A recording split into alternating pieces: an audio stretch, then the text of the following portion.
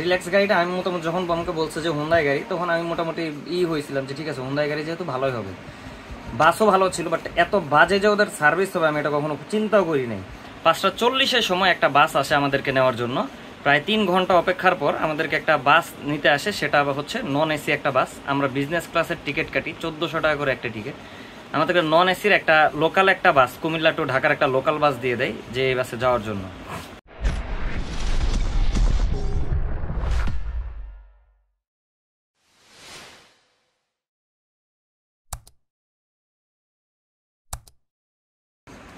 আমরা 4 বন্ধু চিরাং থেকে গত 10 তারিখে ঢাকা আসার উদ্দেশ্যে চিরাং দামপাড়া থেকে টিকিট কাটার জন্য বাস কাউন্টারে যাই।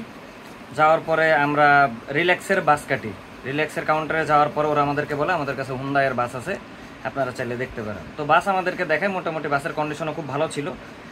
আমার হাতে দেখতে পাচ্ছেন টিকিট, 1400 টাকা করে এক একটা টিকিট কাটা হয়েছে 4 জনের। 1400 টাকা করে টিকিট। গত 10 তারিখে রাত্রে 11:30টার সময় আমাদের বাস ছিল।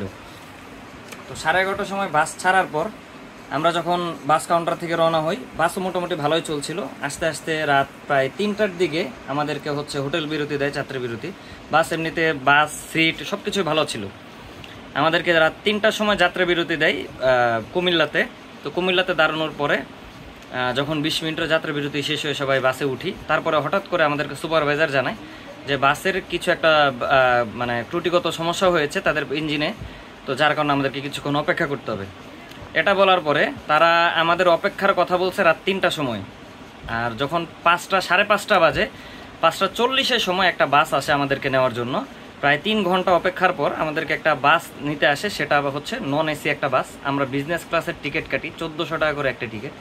আমাদেরকে নন এসির একটা লোকাল একটা বাস, কুমিল্লা টু ঢাকার একটা লোকাল বাস দিয়ে দেয় যে এই বাসে যাওয়ার জন্য। তা আমরা তখন সুপারভাইজারের সাথে কথা বলি যে আমাদেরকে এই বাসে কেন, আমরা তো বিজনেস ক্লাসে টিকিট কাটছি, 1400 টাকার টিকিট আমাদের। তো সুপারভাইজার আমাদেরকে অনেক ভুলভাল বুঝাইতেছিল যে বাসটা নষ্ট হয়ে গেছে, একটু বোঝার চেষ্টা করেন, এই সেই এগুলো একটু বোঝার চেষ্টা করেন। তো তারপরে আমি আবার সুপারভাইজারের সাথে অনেকক্ষণ কথা বললাম যে আমার নিয়ম জানা মতো যে আপনাদের রিল্যাক্সের যদি বাস নষ্ট হয় 1 ঘন্টা 2 ঘন্টা ওয়েট করা হলে আপনাদের রিল্যাক্সের বাসে আমাদেরকে দেওয়ার কথা, আপনারা এই লোকাল বাস কেন দিচ্ছেন? পরে বলতেছে একটু ম্যানেজ করে নেন, আজকের জন্য একটু সমস্যা হলে ম্যানেজ করে নেন। তো অনেকক্ষণ বাক বিতণ্ডার এক পর্যায়ে তারা ম্যানেজ করে আমাদেরকে এই বাসে মোটামুটি জোর জবরদস্তিতে আমাদেরকে এই বাসে উঠিয়ে দেন যে রিজার্ভ বাস। আমাদের বাসটা ছিল হচ্ছে চিরাং থেকে আব্দুল্লাহপুর পর্যন্ত। আচ্ছা, আপনাদেরকে কোনো টাকা ব্যাক দিছে? যে না, কোনো টাকা ব্যাক দেওয়া হয় না। টাকার কথা বলা হয়েছে, বলছে আমরা বাস ঠিক করে দেবো, আপনারা এটাতে আব্দুল্লাহপুর যাবেন, ফার্স্ট এটা বলছে। কিন্তু আপনাদের তো এসির ভাড়া নেওয়া হয়েছে, প্লাস বিজনেস ক্লাসের ভাড়া আপনাদের কাছ থেকে নিছে। কিন্তু পরবর্তী তারা যে আপনাদের এরকম একটা লোকাল বাসে তুলে দিল, ইকোনমি ক্লাসের বাস নন এসি, তারা কোনো আপনাদের টাকা ফেরত দেয় না? এটার জন্য কোনো টাকা ফেরত আমাদেরকে দেয়নি। আমরা তাদের সাথে টাকা নিয়ে কথা বলছি, তাদের সাথে টাকা নিয়ে কথা বলার পর সুপারভাইজারের সাথে কথা বলার পরে সুপারভাইজার আমাদেরকে বললো যে আপনাদেরকে আমরা বাস ঠিক করে দিচ্ছি, এই বাসে আপনাদেরকে নিয়ে যাবে। টাকার ব্যাপারে ওনারা বলছে যে আপনারা হেল্পলাইনে যোগাযোগ করেন বা কাউন্টারে কথা বলতে বলছে। তো তখন রাত 5:30 বাজে, এই জন্য আর কেউ কাউন্টারে কল দেয়নি আমরা তখন। তো সুপারভাইজার তার নাম্বারও আমাদেরকে দিয়ে দিছিল যোগাযোগ করার জন্য। তো আমরা মোটামুটি জোর জবরদস্তিভাবে ওই লোকাল একটা বাসে উঠে যাই। লোকাল বাসে উঠানোর পরে আমাদের কথা ছিল যে বাস এটা রিজার্ভে আমাদেরকে আব্দুল্লাহপুর যাবে না, বাট আরামবাগ পর্যন্ত নিয়ে যাবে। কথা হয়েছিল এইটা, এই বাসের যে কন্ট্রাক্টর ছিল তার সামনেই কথাটা হয়েছে, এই বাসের হেল্পারের সামনে কথাটা হইল সুপারভাইজারের সাথে। বাস ঢাকার দিকে ঢোকার পরেই বাস আরামবাগ না নিয়ে, বাস ঢাকার দিকে ঢোকার আগে কুমিল্লা পার হওয়ার পরেই, কুমিল্লা যে কাউন্টারটা ওটা পার হওয়ার পরে বাস আমাদেরকে বলছে রিজার্ভ গাড়ি। কিন্তু কুমিল্লাটা পার হওয়ার পরে বাস লোকাল যাত্রী তোলা শুরু করে, পুরা গাড়ি ভরে ফেলে, বাকি যেগুলো সিট ছিল প্রত্যেকটা গাড়ি সিট ফুল করে ফেলে লোকাল যাত্রী দিয়ে। আমরা চিল্লাপাল্লা করার কিছুক্ষণ পর তারপর বাস একটানা শুরু করে, দুইটা সিট মনে হয় বাকি ছিল, আর ওই দুটো না নিয়ে গাড়ি চলে আসে ঢাকায় আসার পর আমাদের সাথে সুপারভাইজার সহ সবার সামনে কথা হয়েছে যে বাস আসবে আরামবাগ। বাস ফ্লাইওভারে না উঠে বাস নিচ দিয়ে আসার পর যখন সবাই ধরলো যে কেন বাস নিচ দিয়ে কেন আসবে, পরে বলতেছে আমাদের সাথে কথা হয়েছে বাস যাবে সায়দাবাদ। তো সুপারভাইজারের ওই কাউন্টারের সামনে, মানে যখন সায়দাবাদের সামনে বাস দাঁড়ানো, তখন আমরা ওইখানে বাস দাঁড়া করায় রেখেই আমরা সুপারভাইজারকে ফোন দিলাম, ফোন ধরে নেই।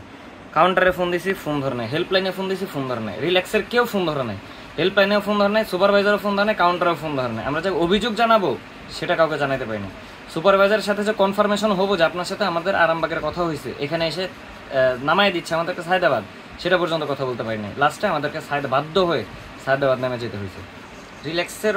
রিল্যাক্স গাড়িটা আমি মোটামুটি যখন আমাকে বলছে যে হুন্ডাই গাড়ি, তখন আমি মোটামুটি হয়েছিলাম যে ঠিক আছে হুন্ডাই গাড়ি যেহেতু ভালোই হবে। বাসও ভালো ছিল, বাট এত বাজে যে ওদের সার্ভিস হবে আমি এটা কখনো চিন্তাও করি নাই। আমি এর আগে কখনো রিল্যাক্সে যাতায়াত করি নাই, বাট হুন্ডাই গাড়ি শুনে আমি ভেবেছিলাম ভালোই হবে, বাট ওদের সার্ভিস নিয়ে আসলে আমি খুবই অসন্তুষ্ট। আমি হেল্পলাইনে এখন পর্যন্ত যোগাযোগ করতে পারিনি। এরপরে আরও একদিন আমার আরেকটা ফ্রেন্ড ফোন দিছে, আমাদের সাথে যে আসছিল, ওর সাথে কোনো যোগাযোগ করার কোনো অপশন পাই নাই। ফোন দিছে, ফোন ধরে না তারা যদি ফোন নাই ধরে তাহলে তাদের হেল্পলাইনে তো কোনো দরকার নাই। এরকম করে যাত্রীদের হয়রানি করার কোনো মানে হয় না। এটা আমাদের 4 জনের একটা হয়রানি, যার বাসে 28 জন যাত্রী ছিল, 28 জন যাত্রীর একটা হয়রানি। এটার অবশ্যই এটার ক্ষতিপূরণ সহ এটার যে কোনো একটা ব্যবস্থা, আইনি একটা ব্যবস্থা এটা আমাদের মানে নেওয়ার জন্য আমি পদক্ষেপ জানাচ্ছি।